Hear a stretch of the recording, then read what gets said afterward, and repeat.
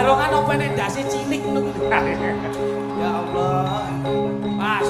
Loh. Oh, kok. Oh.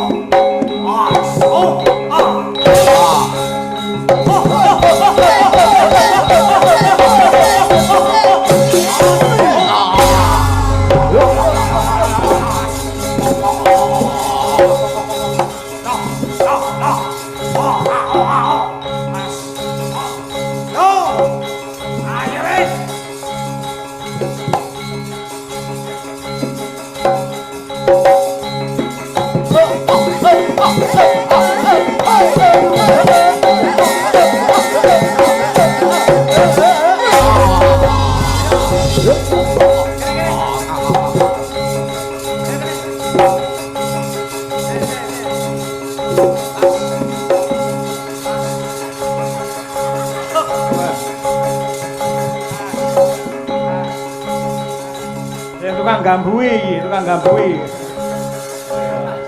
Ben waras.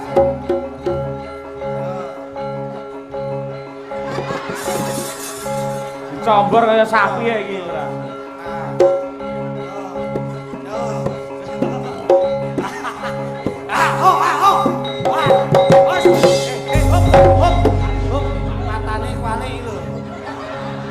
Biasane iki bintang tamu nggo mik dhewe kok nyilih. Pangapunten, kadol. Kadol.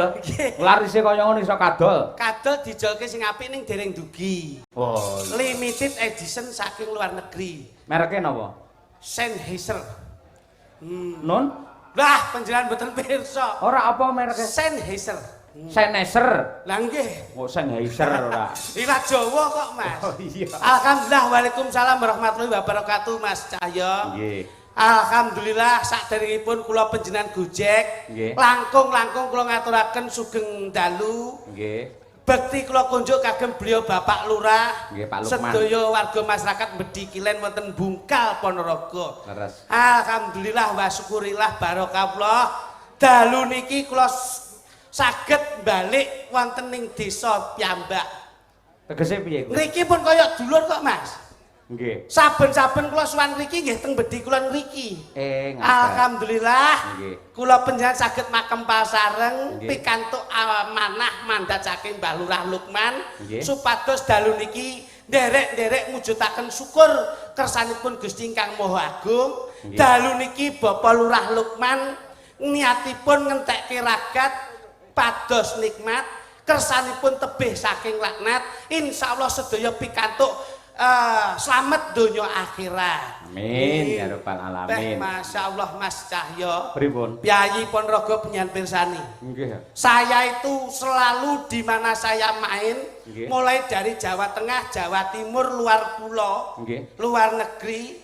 Ini yang menjadi catatan dan kebanggaan saya sebagai masyarakat Ponorogo. Sebabe? Sebabipun menapa? Tidak ada yang lebih hebat dari masyarakat Ponorogo. Yang selalu menanamkan duduk sama rendah, berdiri sama tinggi, gumolong nyawiji, guyub rukun kekompakanipun, menika saged dipun wastani masyarakat Ponorogo yang menanamkan persatuan dan kesatuan. Tepuk tangan untuk penonton Ponorogo luar Iya, biasa. Jobi. Jenengane ngibarate kaya kebo sapi mulih ning kandang. Saestu mula mriki to. Nggih. Mula dalu niki kula sampun menyampaikan ke Pak Lurah. Nggih. Kula mboten sah dibayar Mbak Lurah. Mergo iki ya. Kok iki kok omah dhewe kok. Nggih, Ning kula ken wehne niki. Nah. Ngoten. Wis padha wae. Loh, nek sing dibayari niki senes kula, Mas. Ngoten. Lek pamane niku dibayar, kula sing mboten cocok. Lah sebabipun Niki wau jenengan minggah Nggih. kalih Mas jenengan kluthuk Leres, to. leres. Sing ngomongan lak mung kula kalih jenengan tok. Lah itu yang menjadi komunikasi. Lah nggih, mongko wong sing omong ngeten iki biasane lak jer basuki mawa biya. Nggih. Mergo kakean omong, kakean ngendika akeh bab-bab sing disampaikan akhirnya awake dhewe rezekine akeh. Leres alhamdulillah. Kok iso kok limpahne ning masmu ki piye? Saman kira ngerti pepatah. Apa? Saman tahu mireng mboten? Diam adalah emas. Diam adalah emas. Lah terus Emas ki regane larang mboten? larang. Lah iya, mlane kula menang regane larang. Apa awakmu emas? Rumah samu dapurmu kaya gemuk emas iki lho. Lah iya emas sing digemuki. Ngoten niku mbok ngerteni wong dalu niki awake dhewe nderekke Mas Cahyo. Iya. Sowan ana pyayi Bedi Kulon radi mriki sampean. Ya. Acaranya nopo? Sunatan. Sunate sinten? Sunatane Pak Lukman. Loh. Kowe tak tuwonyo tenan lho kok iso sunate Pak Lukman ki. Kowe iki ra paham malah kowe iki kok. Loh, ya jelas paham mung beliau sama bapak sendiri kok. Pak Lukman ki dina iki sunat. Nggih. Mergo apa aku ngarani sunat? Sebabipun Sunat ki saka tembung syukur karo nadar. Masya Allah. Syukur marang Gusti Kang Arya Jagat Gusti Allah Subhanahu wa taala. Nadare apa mergo anake wis disunat, nadare begini nanggap wayang dan ternyata alhamdulillah malam hari ini bisa terlaksana. Dadi Mbah Lurah Lukman ki sunat ki syukur lan nadar. Syukure wis karo sembadan, nadare ya wis kasembadan. Masya Allah, jane ya iso omong ngeten ngoten lho. Nggih, bathok bolusi madu niku. Balane niki bathok bolusi telek, Pak. Kok bentuke kaya ngeten kok iso. Ngene mboten? Dadi Pak Lukman ing dalem menika sunat, Pak. Masya Allah. Senajan to sing ditetak iki mung anake. Mas Hafid. Mas Hafid, Tetak ki apa? tetak ki saka tembung teki teko kadewasane, alhamdulillah dadi anak sing wis ditetak wis teko kadewasane. Masya Allah. Mbok dandanane rada bening rada apik, omongane melu apik Mas. Sing apik apane? Lho, Bening klambine to. klambi gundulmu bareng mbok wae klambi rupane malah kaya juragan ndok asin aku. Sing ketok cerah to kok iso. Cerah gundul. Bareng aku ning jeding iki lho. Nggih. Kowe lho klosete. Pripun? Rupane yo klambiku iki lho.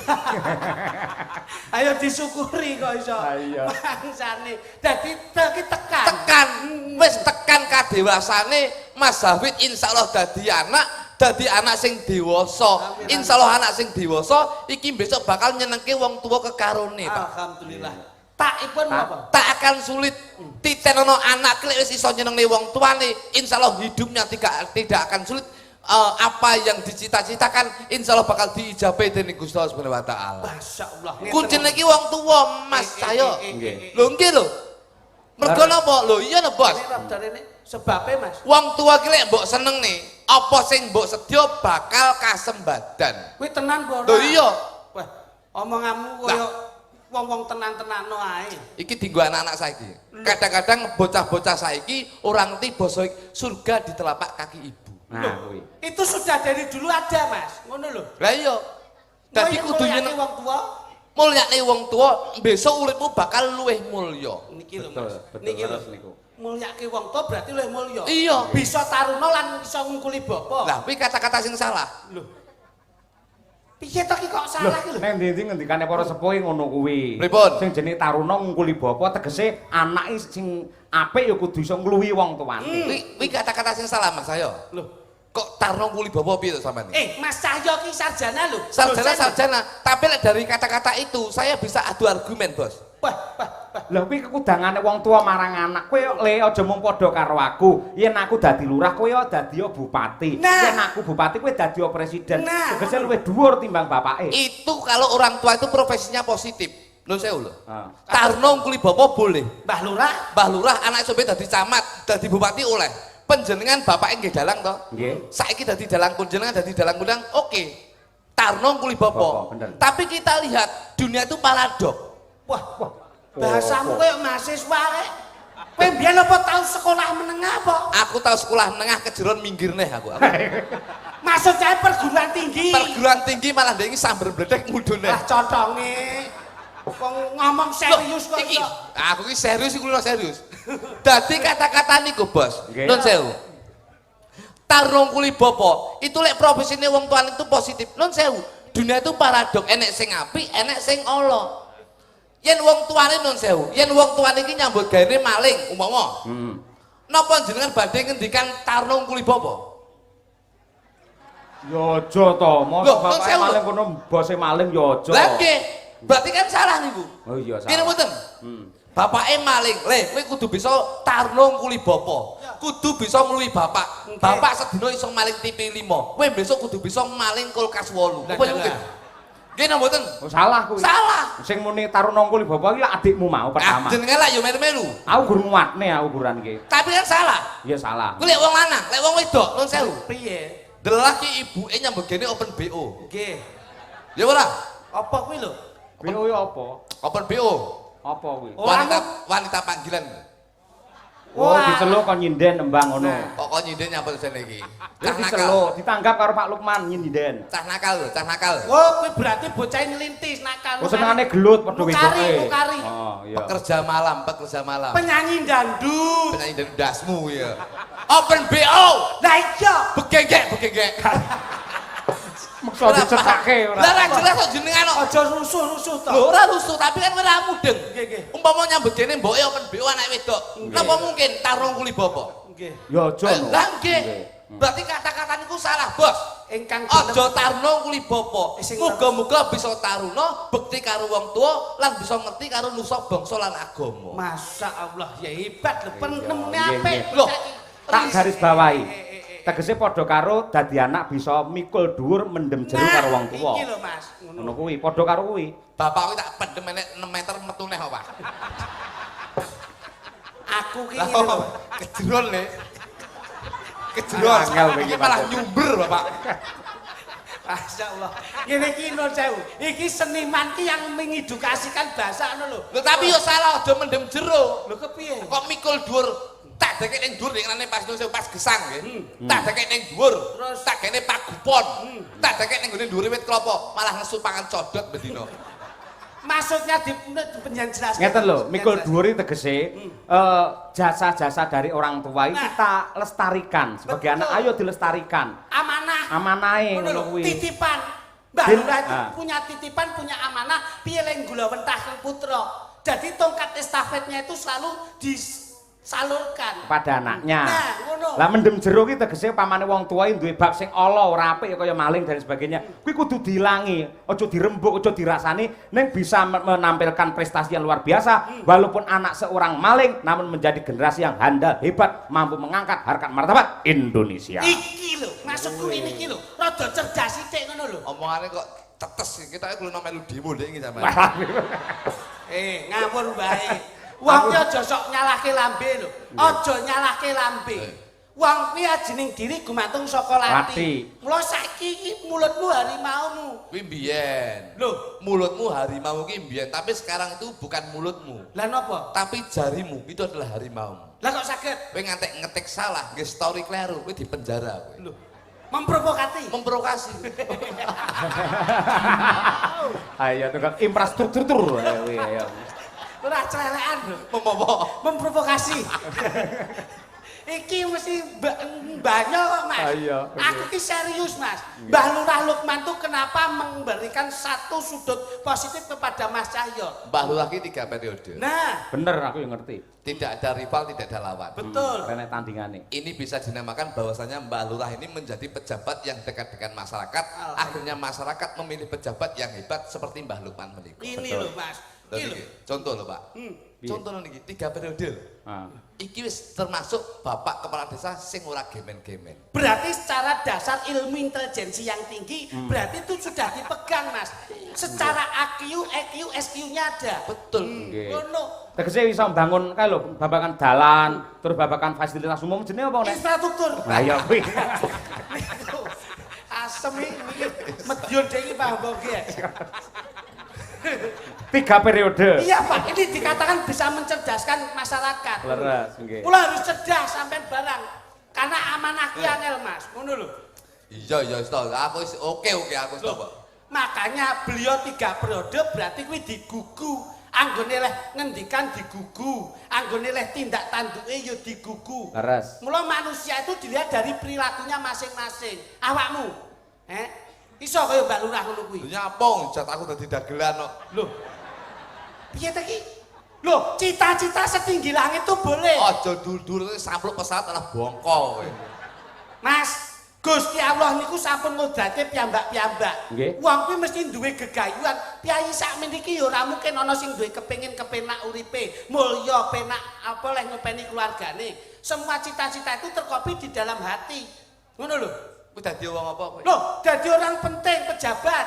Nek wis dadi pejabat, Ayo memakmurkan masyarakat. nek wis masyarakat makmur, Makmur ya terus karek kesejahteraan. nek wis sejahtera, Fasilitas umum untuk masyarakat. Apa kuwi fasilitasnya? ngene tak Loh, omong. kebutuhannya oke to, Mas? Iya. Kote koyo fasilitas barang. Dene iki. Ngene, iki mumpung lagi kene. Iya. Fasilitas. Lah pembangunan jalan barang ngono itu. Tak dudoe kowe. Wong ki penak, mulya, ki mah rekoso, Bos. Kok saged ngoten? Tak omongi, kowe pengen dadi wong piye? Nggih, paling mboten kados Mbah Lurah. Wong sing Nggih, wong sing paling tidak lengkap menjadi pejabat. pejabat ki lek bener iki insyaallah bakal bener. Ning kadang-kadang nun sewu, penak ki dadi dagelan. Kok saged sampean milih ngoten? Metu ngene tabuhi karo gamelan. Ya ora?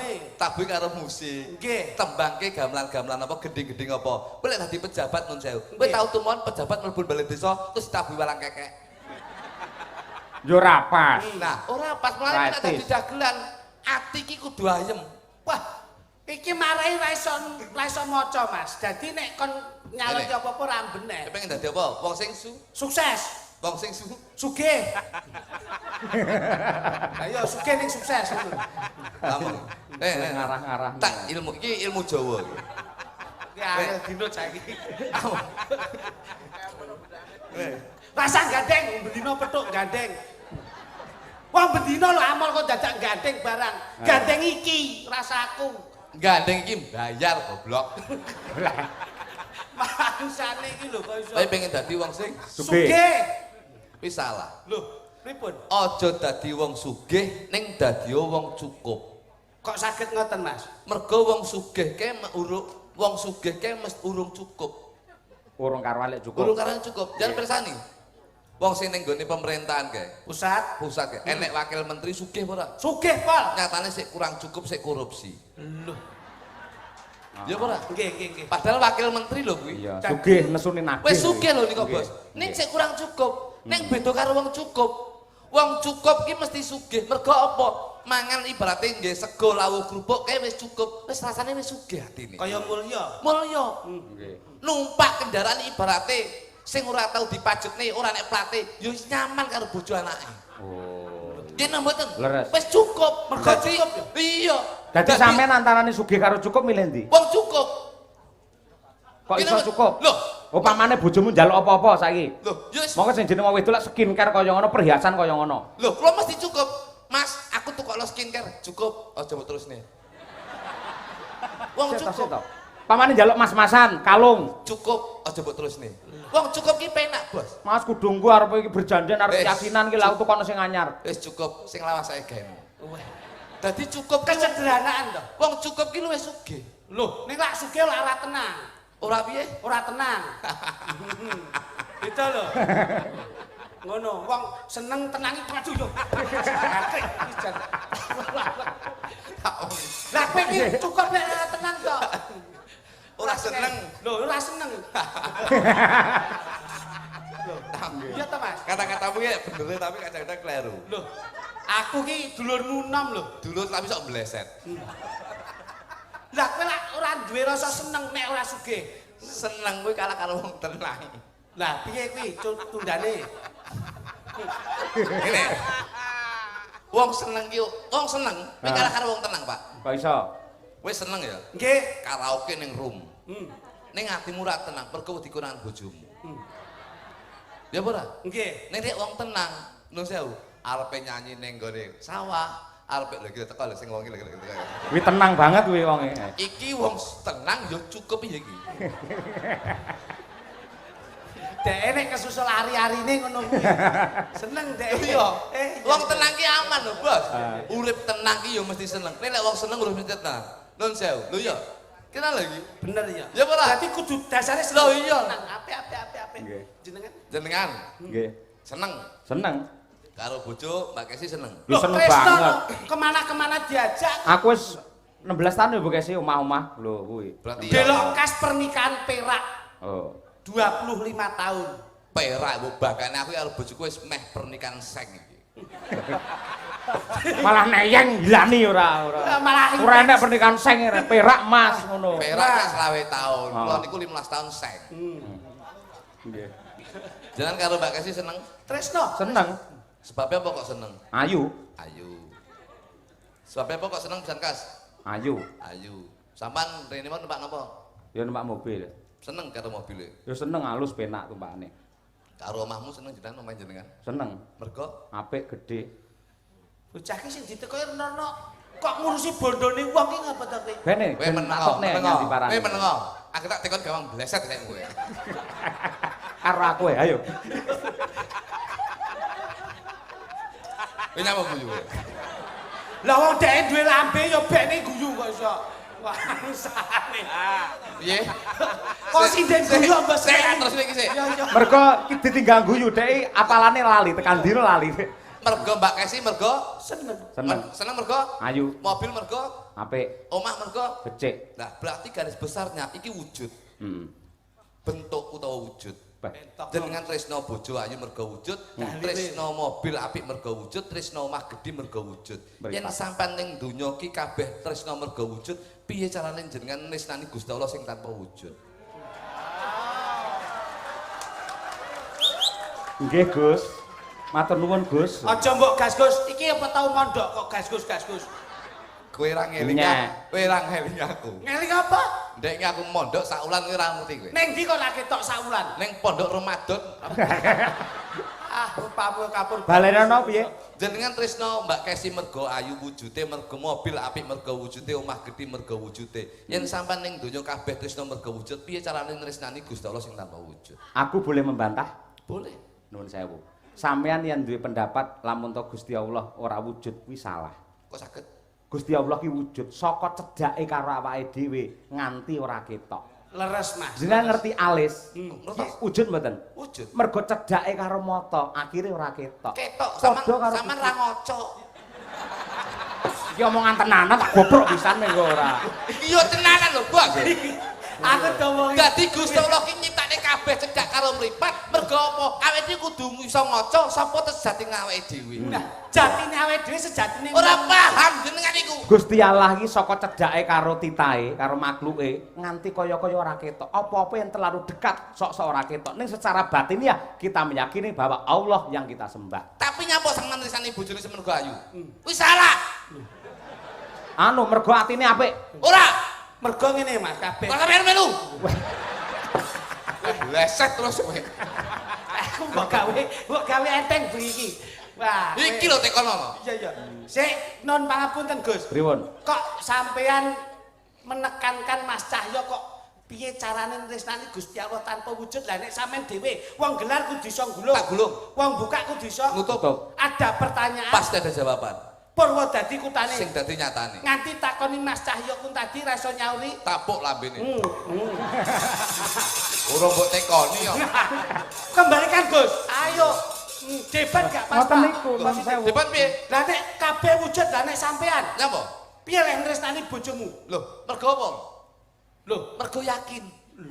Bojoku bisa nggawe seneng atiku, bojoku bisa nggawe hidup berumah tangga sing sakinah mawaddah warahmah. loh. Lah kepiye lehmu nresnani kendaraanmu? Mergo yakin. Mobil tak gawe nyambut gawe ning ndi ora bakal rewel. Loh, Olehmu tresnani omahmu piye carane? Mergo yakin omah iki bisa tak nggo gedhekne anak-anakku besok. loh. Kesimpulane Karo Gusti Allah mergo yakin Gusti Allah kenek sing ngancani awake dhewe sing nyipta awake dhewe. loh. Mulane awake dhewe aja lali manembah marang Gusti kamur baik dumadi Gusti Allah Subhanahu wa taala. Kowe tresno karo bojomu? Loh Tresno no. Jenengan tresno kali bojomu? Tresno. Tresno karo anak jenengan? Tresno. Awakmu lek diceluk anakmu bundal?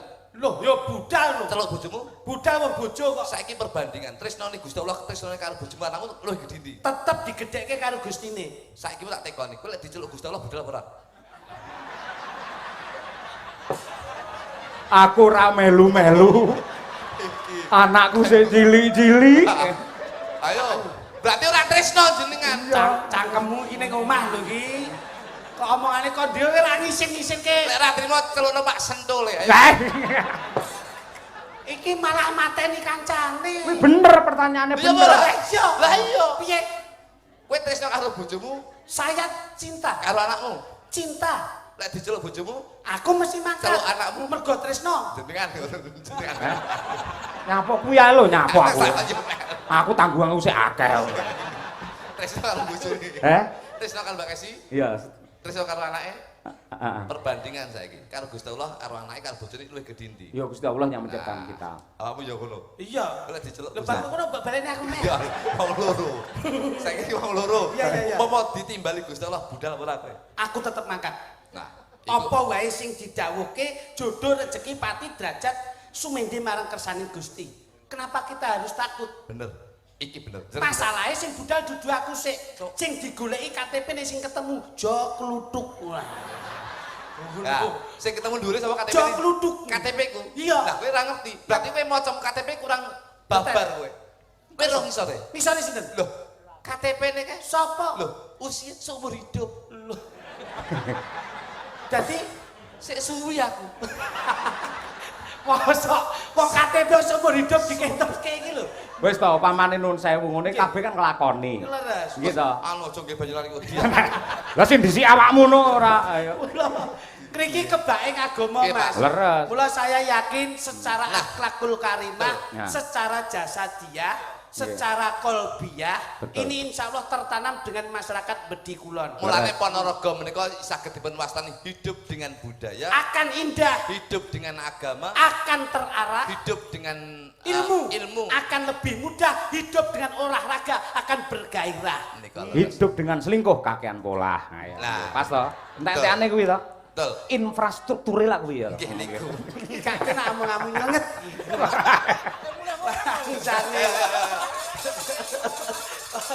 Kesanipun gathuk. Leres. Dalu niki lak memang mengkolaborasi antar panjenengan kalian kula. Nggih, Antar kota dalam provinsi menika pancen. kuwi bis kuwi ngawur. Piyai Ponorogo niku jemenaki Mas. Nggih, Pak. Nggih. Teng gene dagelan nggih seneng Lakon teng gitu. lakon ngematke teng gending nggih gatekke. Leres. Mula lumaku ning pagelaran panjenengan kula namung nempel wedal panjenengan kemawon. Siap. Nggih, nggih. Siap. Bener, Pak. Pun. Niki kula maos layang nggih. Siap. Aja, aja. Anu dipun rencangi panjenengan. Monggo, monggo, monggo. Bener panjenengan.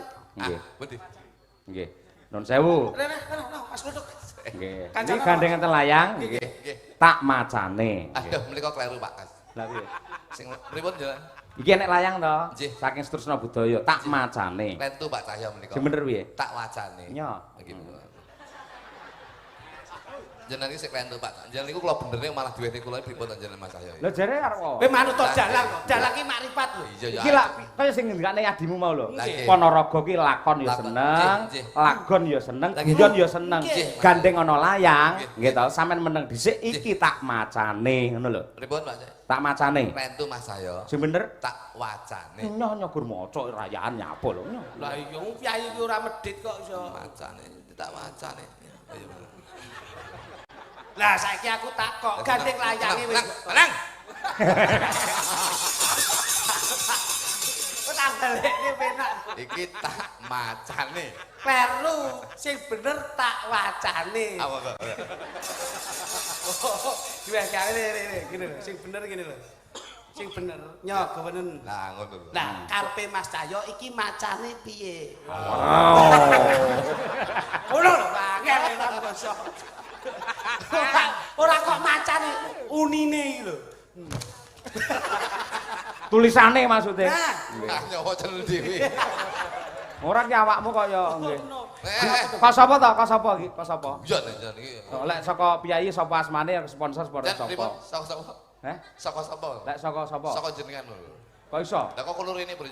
Oh iya. Assalamualaikum Pak Dalang. Nggih.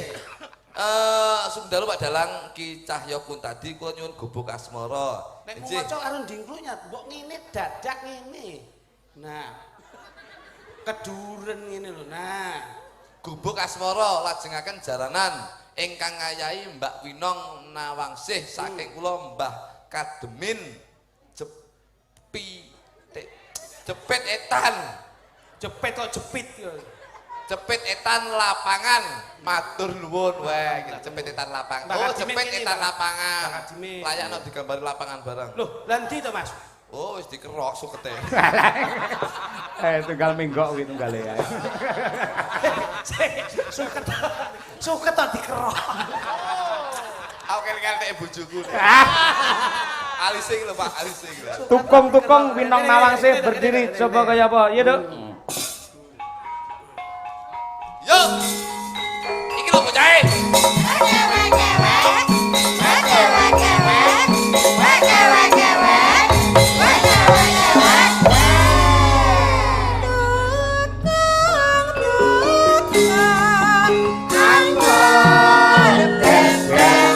Pinggir jalan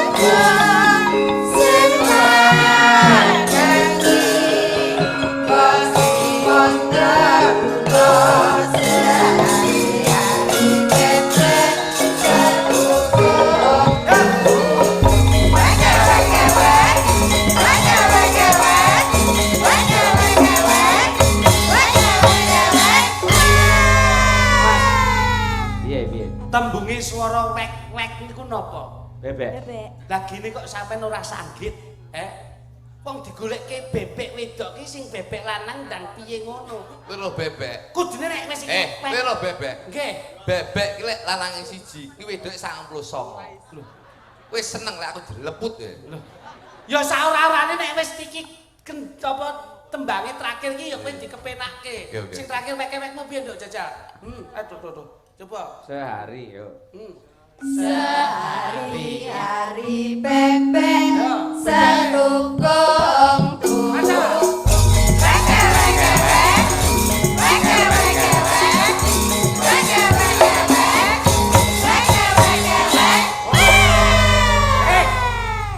Cek wedok iki wek. Kowe ki ndang wek ngene. Wek. Bebek lanang ndang wek. Ndang wek. Iya. Bebek wedok wis ngono kowe ndang. Kowe ki ndang muni to wek ngono lho. Apa iso? Piye? Wek. Terus Bebek lanang ndang wek. Mancik. Terus Terus kewer. kok kewer iki yo. ngerti setelane aku. Sepelan kudu dagan lho sepelan ora. Lah iya ndak ngerti makanya aku ndak mudeng. Lah yo kowe iki wek ngene to. Iya wis iya. Aku mangkring. Iya wis. Terus wek.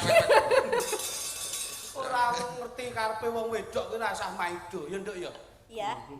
Kowe kepenak ndi karo kene? Derek. Penak ya. Oh derek kowe berarti kowe manutan kowe sak. Iya, emang. Kowe pilih kono aku. Derek. Sing Sik nek nderek. sing duwe prinsip ngono lho. Kono apa aku? Anu Kowe lek ra duwe prinsip tabuki lho kowe.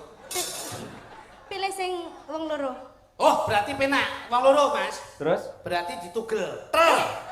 Separuh menengah ke atas bagiamu Mas Duduk. Separuh menengah ke bawah Mas Litik. Mosok masmu enggak bae kloksane bekecot. Nyapa iki konser bekecot iki lho. Ayo jere, tembangmu apa, Dok? Bekecot iki maksudnya apa sih? Kok barang. Apa sih? Tak tuwonyo tenan. Apa lho? Hewan seafood. Seafood Jawa. Siput. kalau ndolek nek nang warung tulisane 0202 itu biasanya bekecot. Nah, lek 02 kae tumbasan kae bekecot. Lek 01 coba tuku kae. Apa? Kenapa? Mayit. Wong wirang. Iki nek gebuk asmara nduk, gebuk asmara. Mas Moro. Bawa. Ya karo bawa. Ya, bawa. Yang bawa siapa? Ayo karo sampeyan kene piye kene iki. Wong budaya iki. Ya kene. Ayo. Nyingkar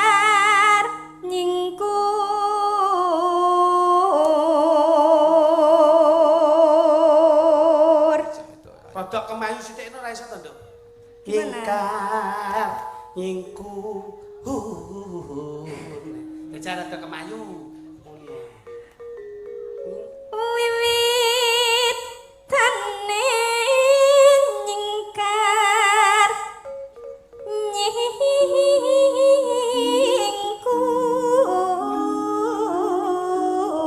nyingkur. Enggak wangun aku. Yang wangun itu Mbak Tut. Pancen sampean ki wong wedok sing anyep, sing adem. Ora kaken polah. Nggih. Tenang. Lugu. Lugu. Iya. Ora kok. Kowe ki bocah ki anggere ngomong guyu. Enggak maksudnya wong wedok sing anget iki sing piye? Aku tuh Anyep. bingung. Anyep kowe kita ayu kopon. Anyep kok anyep. Jadi kamu itu pasif. Oh pasif, iya emang aku tuh ceweknya gengsian. Gengsian aku tuh, jadi harus cowok yang ngejar-ngejar aku nggak mau kalau. Berarti kamu tipe wanita yang jinak-jinak merpati. Gimana itu? Cedeking Pokoknya- adol, Oh cedeking betul, adol. kayak gitu aku iya kayak Kowe nek gitu. nggon peteng dekem berarti kamu itu siapa? Ndekem neleki cengelmu kuwi. Oh iso. Iki sing diarani wanita mutahharam. Nggon Apa bojoku itu? malah wanita mutoh-mutoh. Lah kuwi kuareken lah kuwi ora. Ya. Lingsam yen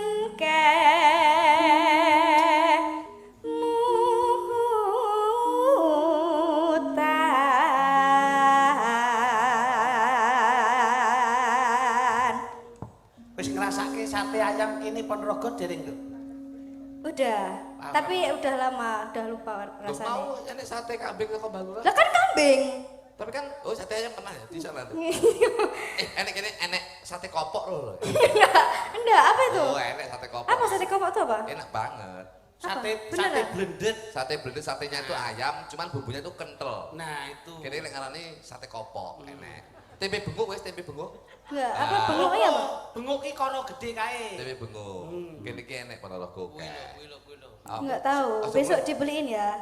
Besok dibeliin. Lah apa-apa. Ya. Berarti kita ya iki matri. Bukan materi, aku tuh realistis. Apa? Realistis. Oh iya, wadah. Kok bodoh. Istriku juga wanita teralis. Apa Tralis ki lak yo Tralis, pager kae kok iso. Realistis ki ora ngerti ngono nengkel wae. Kok aku. Realistis itu sama dengan infrastruktur. Iki senengane Mas Cahyo. Ngerti lho. Lelampahan kang uri.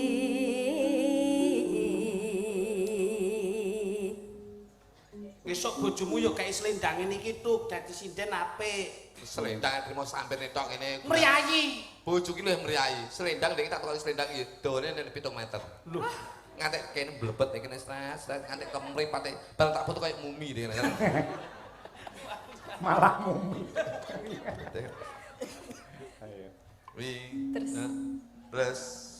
Terus Tresno tulus nadyan nengku bekas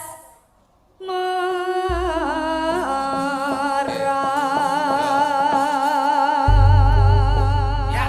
Wis ta. Gebuk asmon. Oke. Ya. Oke, monggo diaturake. Yuk, dados. Yen liwat aku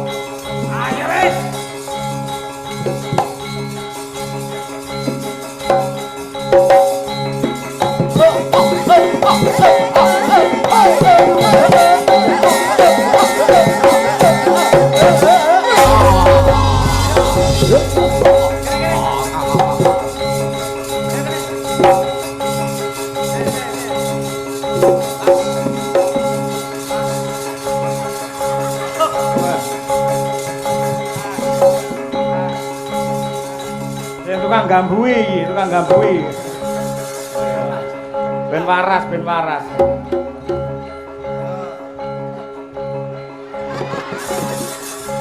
Dicombor kaya sapi ya iki ora.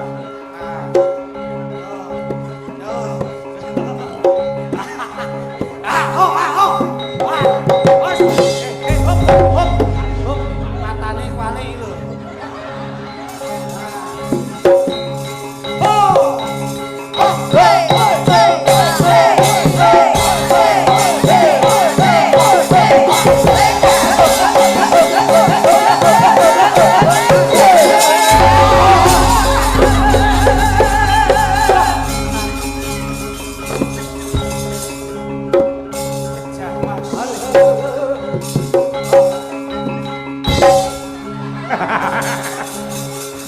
Kaya ditraksi kena gire dhewe.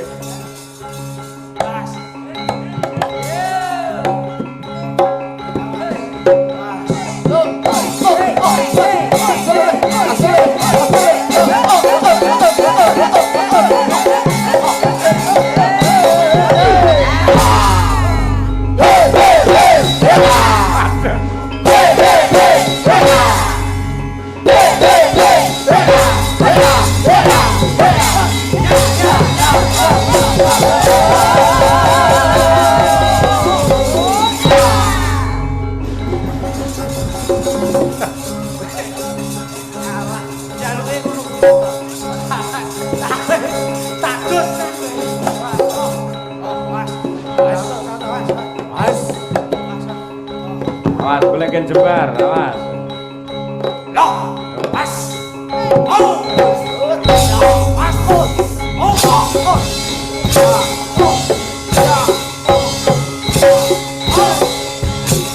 Tepuk tangan, luar biasa. Multi talenta ini. Bapak-bapak, ibu-ibu, sae napa sae? Sae napa sae? Malih napa sampun? Malih. Malih, Mas. Keterima Mas Gluduk kowe, ayo.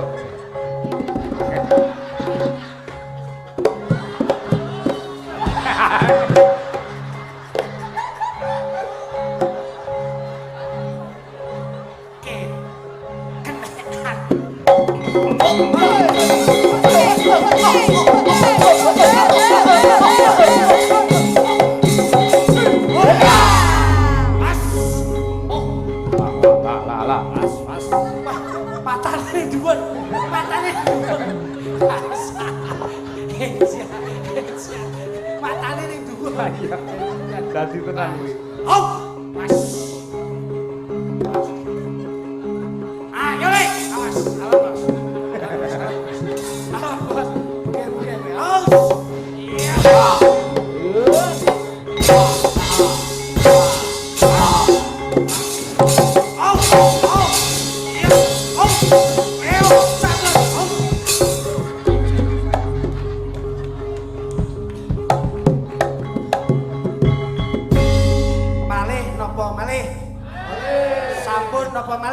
Malih. Sae napa sae? Sae.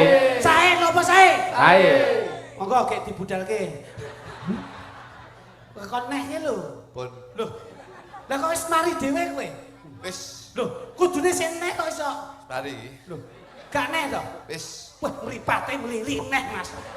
Mripate mlili neh. Mlili matamu. Mlili iku ora perkara dadi. Lah ngopo? Kena ambune sarung iki lho. Bangsane. Lah sarungi sapa kuwi? Pak Dene lho. Mbok diombah ta, Dede. Kowe iki untuk Mosok sarung. diampili kok iso. Sarung ambune damen. Ngono kuwi kena royalti lho, ngawur ae. Suri, De. Lho kuwi lho. Suri. Ono nyilih mangsang. Mas Kluthuk, jenengan lak ngambil sarunge Pak Den niku to? Nggih. Monggo nggih golek dhuwit jenengan to? Nggih. Akhire entuk dhuwit mboten? Oleh. Lah kudune ra ketang pira diparingi. Nah. Tandha tresna. Barokah iki enek. Nek Kuwi. Ndun, Sarung sabdane aja nganti wurung tegese nek iya yen ora ya ora. gara-gara sarung lho, lehmu joget barongan ya apik.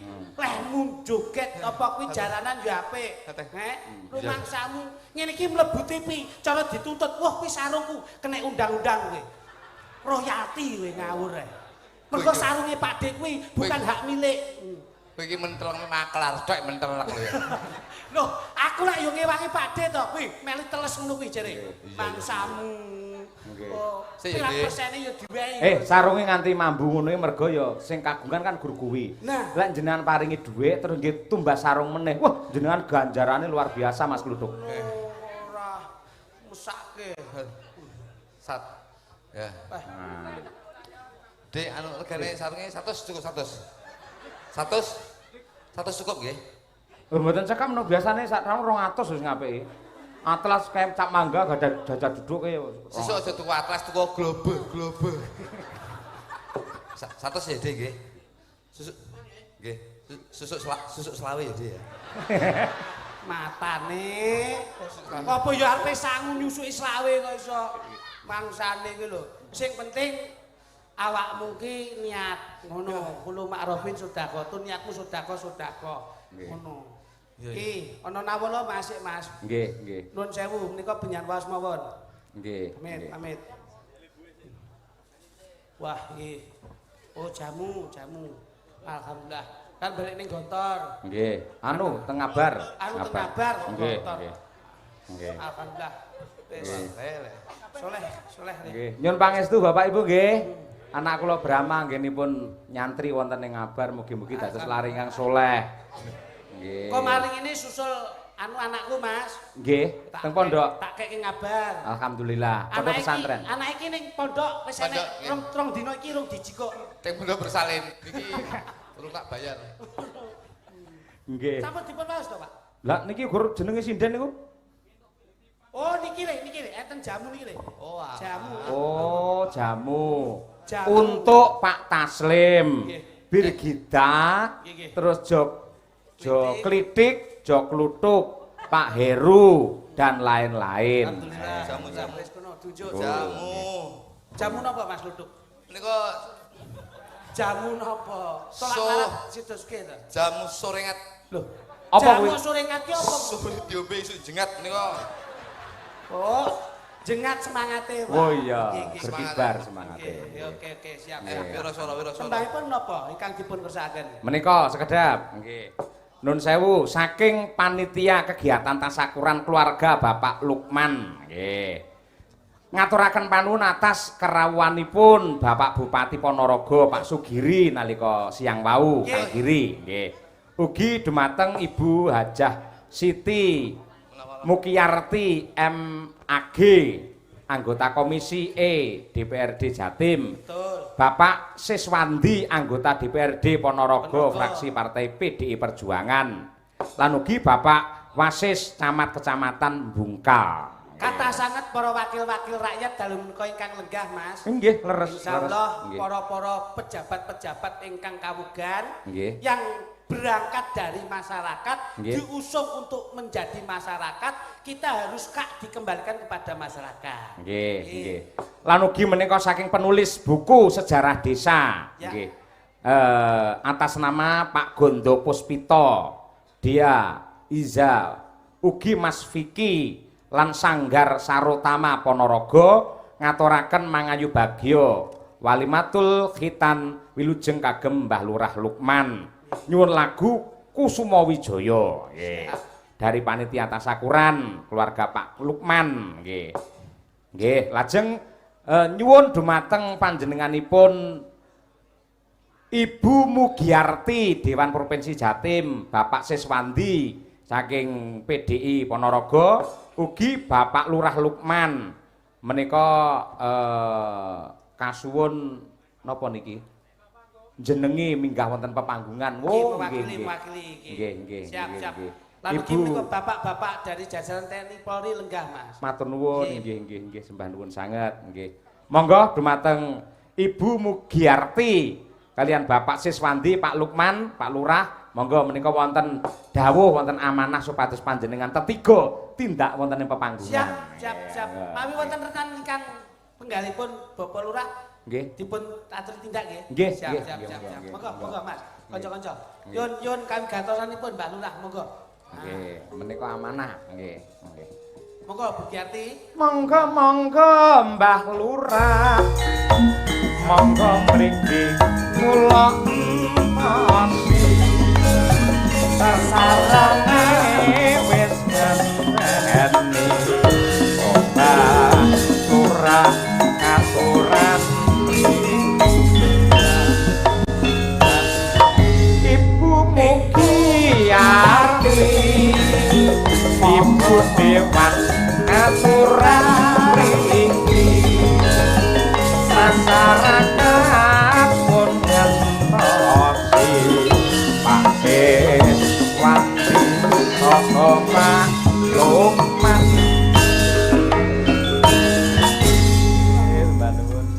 Alhamdulillah. Monggo miki pun dipun astep. Setendalu. Kowe kok sosnya ya turun ning kene kok iso. Saya mendek. Nggih. Menika kalian Ibu Mugiarti nggih. Nggih, nika saking Trenggalek, Mas. Oh, nggih. Alhamdulillah, nika Mbah Lurah, Pak Diwan. Nggih, Pak Sis. Nggih. Nggih. Boten. Niki sudah bulan tok, Pak. Nggih. Monggo paring dawuh Ibu. Nggih. Monggo Bu. Ibu jan piantune cilik tapi gelange gawa digedhi. Waduh. Mripatmu lho ya roh ae. Wong wedok ki senengane ya nggon-nggon ngono kuwi. Kowe iki jan pangapunten pancen Mas kula nggih sok ngoten niku Bu Kladuk. Enjih, Gus. Pancenipun Kyai Putri Nun pangapunten. Kebahagiaane wong wedok niku mawi dipun pundhutaken mas-masan ngeten nika. Terus. Nggih to Bu. Lho. Bojoku ora tau gelem tak tukane mas-masan lho. Lah nyapa? Njaluki bumbon. Tak tukane Mas gelang e moh, kalung moh njaluki apa? Lombok, Mas. Apik. Ya apa lho, Mbok? Sak pekarangane ya aku ya ngono. Oh ya sak mulih ngluwi-ngluwi. Monggo Bu Giarti. Nggih, nuwun sewu padalang Nggih, Bu. sedanten para Ibu Waranggono. waranggono Nggih, ingkang nggih. masyaallah napa malih menika waranggono ingkang setunggal padalang Nggih. Bu Kesi. Wae. Nggih, menika mantan kula, Bu. Nun sewu. Assalamualaikum warahmatullahi wabarakatuh. Waalaikumsalam. Alhamdulillah summa alhamdulillah la haula wala quwata illa billah amma ba'd. Engkang kawula hormati seluruh kru daripada Kidalang Pak Cahyo Kuntardi. Pak Cahyo Kunardi saking Karanganyar, Jawa Tengah sekalian seluruh para parawit dan Pengrawit. pengrawit Nggih. dan Gerombolannya. Rombongan seluruh Gus Jo Klitik dan Jo Lutu. Nggih. Lutuk. Nggih. Genang gabung nggih. Nggih, insyaallah lah niki wau sampun Wow, inden. sampun jagongan Nggih, sampun jagongan. Badhe nanggap malih. Nggih, badhe nanggap. Alhamdulillah. Mbah Lurah sekaligus Ketua MWCNO Kecamatan Bungkal, beliau Romo Kiai Lukman dan Ibu Nyai Keduren. dan seluruh para pejabat yang ada di Kabupaten Ponorogo dan juga seluruh masyarakat yang begitu hebat. Alhamdulillah Ponorogo memang menjadi pioner. Tepuk Jawa tangan Timur. tuh jenengan sedembek. Damai Bu, iki damai Bu. Dan beliau yang sangat kami banggakan ini adalah wakil rakyat yang Nggih. ada di Kabupaten Ponorogo. Pangapunten Bu, Gus mikipun ampun ngeten Nggih. Gus. Kersanipun Awal, mangke nggih, mboten ya, padha nggih. kalih kagungan Eh, panjenengan. Ji. Datang kamera kak betul saya katon. Nggih. Alhamdulillah beliau dan kami dari anggota Provinsi Jawa Timur DPRD, kami berangkat dari Partai Kebangkitan Bangsa. Kami diberi tugas di Komisi E DPRD Provinsi Jawa Timur yang kami siap mengemban aspirasi seluruh masyarakat khususnya Dapil 9 yang ada di Kabupaten Ponorogo, Magetan, Pacitan, Ngawi, dan tercinta di Trenggalek. Makanya kami mohon doa restu semoga dengan kebersamaan yang begitu hebat di Ponorogo ini akan menjadi salah satu contoh yang terbaik di Jawa Timur. Amin. Yang menjadikan Jawa Timur gemah ripah lojinawi, aman, tentrem, Amin, dan amin, amin. hebatnya seluruh masyarakat menjadi satu untuk membangun negara tercinta Republik Indonesia ini. Indonesia. Ngaten Mbah Dalang, Ya. semoga Ya, saja hebat, semuanya bisa berkenan dan keamanan ketentraman dalam rangka membangun negeri tanpa keamanan dan tanpa kedamaian tidak akan berarti apapun. Amin. Demikian Mbah Dalang, ada salah khilaf kami mohon maaf atas nama Haja Siti Mukyarti. Baca. Ini apabila kami selama ini mengemban amanah membawa aspirasi seluruh masyarakat yang kami wakili, belum ada kepuasan di dalam seluruh yang kami wakili. Hanya kami mohon maaf yang sebesar-besarnya. Insya Allah kami siap mengemban amanah dan kami siap untuk membawa dan memperjuangkan aspirasi dari seluruh Hebat, hebat. masyarakat ini. Demikian kami akhiri, wallahumma fiqil aqwami thoriq. Wassalamualaikum warahmatullahi wabarakatuh. Waalaikumsalam warahmatullahi wabarakatuh. Bu, cekak aos singkat padat dan berisi. Nggih. Alhamdulillah. Monggo Mbah Lukman. Monggo, Pak. Mbah Lukman. Mbah Yai, monggo. Pun kula mboten napa-napa, pun anggap jenengan kula pun genep ning sedaya. Nggih. Dalangipun wonten, dagelanipun wonten, sing mirsani sampun kathah. Amin. Pun katon bayar di. Bu, jenengan katon nyawar nggih sedaya nggih. Siap, Pun niku mawon lho. Aku Sing murang toto malah kritik nih mau lho Pak Nggih, Lukman. Pun. Kita nanggap malih Bu ya. Nggih. Mula asmane Mbah Lukman. Terus? Yaine gampang diluk tur yo ora iman. Terus Oh jenenge Mbah Lukman Bumugi Arti. Bu Mugyati, Artinya? mugi iki saka tembung mugi-mugi beliaunya ngasta dewan bisa mengemban amanah menjadi wakil rakyat. Amin. Arti itu sudah Arti saka tembung arti arto, artone dari rakyat kembali untuk rakyat. Ya. Terus Tiki tidak akan mengingkari janji, Amin. janji-janji beliau insya Allah akan diberikan seluruhnya untuk kesejahteraan warga masyarakat. Alhamdulillah, barokallah. Loh, Bapak Seswandi. Pak Seswandi. Pirang sasi deden iki. Jan wis ya ora. Wong lemu biasane manuke cilik. Ya, Den. ingon-ingon ning omah kae lho. Pak Ses ki nek teng warung kula jan wis tenan. Monggo Den, monggo Den. Den. Mas Seswandi. Monggo Pak Sis. Monggo Mas Ses. Pak Seski Siswo, Iya, iya. anak didiknya itu Bun. banyak. Anu, kula mboten sah matur napa-napa. Wis Jelas. mboten sah, wis pun apa lho Mas. Tuh, kalau jelas nih. Kula wau pun matur kalih Mas Purbo. Sir kula ki ajeng anu, napa lek ini kan dojo. Triojo. Niku Sir kula ajeng trijo ngono. Dadi jo kritik jo kutuk ngono sir kula arep dadi jo glodak ngoten Mas kula ki. Pak. Pun nek- derek-derek mangayu bagya Mas Dalang nggih. Nggih. Intinipun hajatipun Pak Lukman.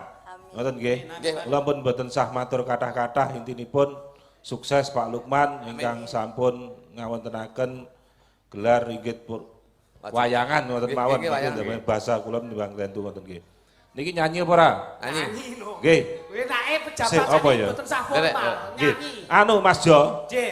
Mas Jo ngoten mawon nggih. Nggih, no. Kula rada tatak nika munggah panggung. Sebabipun Den. Enten Pak Lukman dadi kula mengke wis bar nyanyi blunus ngoten mawon benean ngoten nggih. Oh alah, tipe anu, Dadi titip. mbangane mengke rada viral iki bacarane blunus ngoten Oh, mawon nggih, nggih. nggih, nggih. Nggih. Perahu layar. Siap, siap, siap. Nggih. Perahu layar, ndang Nggih. nyanyi, ndang bubar ngoten mawon nggih. Nggih, nggih, buyar. Maksud kula ndang medun. Lah nyanyi Pak ndang Camat, Pak Kapolsek nyuwun pangapunten nggih kula ngajeng teng mriki. Sedaya mawon. Siap, siap. Monggo Mas Dalang. Aman-aman. Nggih. Nggih. Perahu layar. Tumandang nyambut gawe.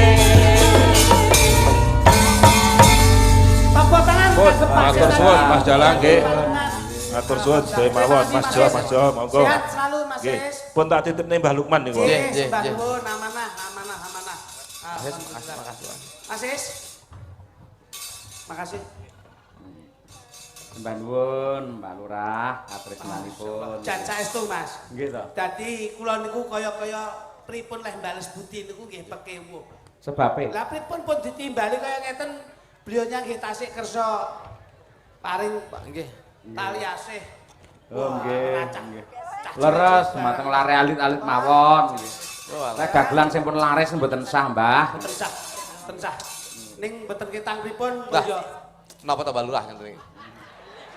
Kuwi ya anu Mbah Lurah ki piyai sing lunga kok iso. Mbah Lurah napa to, Mbah Mbah? matur nuwun barokah. Bu Mugiati matur nuwun. Bu Giarti, guys. Masyaallah. So anake panjak dijak kabeh carane ngene. Bu, terima kasih sembah Mbah, nuwun. Bu, Matur nuwun. Budiwani, Budiwan. Nyapa to Budiwan? Dalem. Oh alah, lali. Piye? Lali sampe iki. Nggih. Mugiarti artine apa mau? Bumugati mugi-mugi panjang yuswa. Ar- Ar menika arta dipun sedekaken damel sedayanipun. Ti titenono yen dagelane ra diwehi dadi Wah, lah pengancaman ini nek Bapak kepolisian kok iso maksane. Kena pasal ya, Mas? Boten nggih, namung guyon Guyon, kemawon. guyon. Sembah Ya, nuwun. matur suwun Mugi-mugi sanget. namung titip kemawon, mugi-mugi panjenengan saged mayungi masyarakat Jawa Amin. Timur. Amin. Doa restunipun. Amin nggih. Mangke Gus. Februari kepanggih nggih, Bu. Insyaallah. Amin. Januari Oh, insyaallah. Januari amin. Eh. Mas Cahyo wayangan. Oh, Januari. Nggih, nanging YouTube jenengan disetel teng layar tancap mriki. Bu, matur nuwun, sukses selalu. Bantu nggih, Bu. Bu, makasih nggih.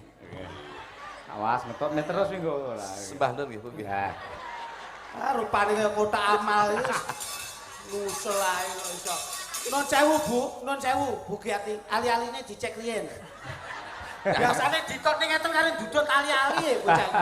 Mangisane. Menika ugi wonten dawuh saking pepunden kula. Nggih, Siap. nggih. Bapak Mujito ingkang Nah. asta wonten ing Puspomat. Nggih. Ingkang rumiyin nggih nate nimbali kula sak Nggih. kanca. Lah, aku berarti duduk kancamu lah ketok tok. Heh. Aku berarti duduk kancane. Jenengan dulurku malah Oh, kanca nggih, dulur. Tak kancan ya. Nderek mirsani saking Jakarta, Kang Mas. Nggih. Salam kagem keluarga Bedi Kulon, Kang Mas. Mara sepah nggih. Saklere lapangan panjenengan pentas menika. Wah, Wih, nggih. Lare lapangan kene Bedi Kulon. Nggih. Nggih. Ngerti, Pak? Pundi gambar? Heh? Gambarnya pundi? Wis dikerok. Ayo kok teko yo ora mungkin ono ning HP. Nggih. Ngene. Iki uga anak wedok Ngoten, nggih. Mbak Nazwa niku Siap, lah. dalem milak saka Bancar Mbungkal Ngoten, mriki. Pundi? Iki niku kuliah teng isi Surakarta Ini. Jurusan Karawitan. Mas Bani. Nggih. Nggih. Mangke tak aturi nembang lah nggih cedakan Nggih, nggih. damel kadonipun Mas Afid ingkang Nggih. dipun tetak. Nggih. Kusuma Wijaya ya, Nduk. Saged, Duk. Boleh, Nggih. boleh nanti oke siap. Ya ben dikancani karo Mbak Birgita karo Mbak Dian Munasiroh cukup. Oke. Nggih. Yo, enak. Derek. Nggih. Ayo Mas, kene Mas, belok Mas, coba Mas. Yo Mas. Ya diaturake nggih. Cintaku sakonyong-konyong kabeh karo kowe cak ayu sing kakobang lantar pompat cetukan rase surta ilalu yen ora padha dadi noning sirasia. Iki lho Nduk ana dawuh saka guru sampeyan nalika SD mbiyen. Dengersake jenengan nembang saking Bu sapa ki? Yauni. Bu Yauni. Bu Yauni. Nika ingkang ngajari kula maca pertama kali nggih panjenengane. Oh, nggih. Anakku yo ning isi, Mas. Nggih ta? Nggih. Isi Surakarta. Isi Oh, nggih. Jurusan Iki sing- apa? Jurusan Kerawitan. Oh, nggih ta? Nggih, Lintang Asmara. Tentang Anggasmara. Lintang Anjasmara ya. Mlebet niki Mas Klitik. Oh, aku dangu kok. Pun enten nek rong tahun iki pun DDO menan DDO. Dek dengkulmu kuwi kok iso. Angkatan kula Pak Yoyo. Angkat iki. Nggih. Ki sing cilik kae wis tak warai budaya. Nika sing cilik dhewe nika kula jak. Oh, budaya tegese ngapa? Joget? Boten. Dagel? Boten. Napa? Bahasa pun kula arahke budaya. Upamane. Alah, wong anak kula nek nyun pipis, kula seneni, Pak. Nek tamu aja ngisi-ngisi ayah terus nyun pipis ngono kuwi. Ya, adik mau nembang ngono. Oh, ben sopan ngono ya. Ben sopan. Oh, nggih. Dek wingi enten piyai saking Bluro anu teng griya. Nggih. Niku mulih kali kakake nggih ngoten. Nggih. Ya, adik mau nembang, ya kono karo mamahmu kono aku. Oh iya. Alus. Tamu kula nu leh ngelem putrane tesih alit kok pun pinter nembangke ngeten niku. Kulinane ngeten niku aku. Berarti anakku sing mari anakmu. Lah ngapa? Aku ndingi mulih kok Jombang lah kok isuk jam 2. Yang nembang. Sebengi. Tak sampluk ya yo. Lah ngapa? Tok panggil nembang ya. Enggak oleh iki saking sing turu kok nembang kowe. Berbeki. Nggih berbeki. Nembang ya. Aku ngengkel to. Wis kalem-kalem ning kuping ayah ngono. Lah langsung ngatem tos. Lah Lah iki ra teko aku sing kok iso. akhirnya kok ndasku diuyui. Yo pas. Wong Sirawiya Tegalan. Salah paham gimana? Iki lho sing ora gaptek iki kuwi ya. Coba Cok, Bir. Asmamu Dadah. sapa? Sing sapa niki? Najwa. Oke, siap. Diaturke pepunden agung saka Bedik Kulon coba.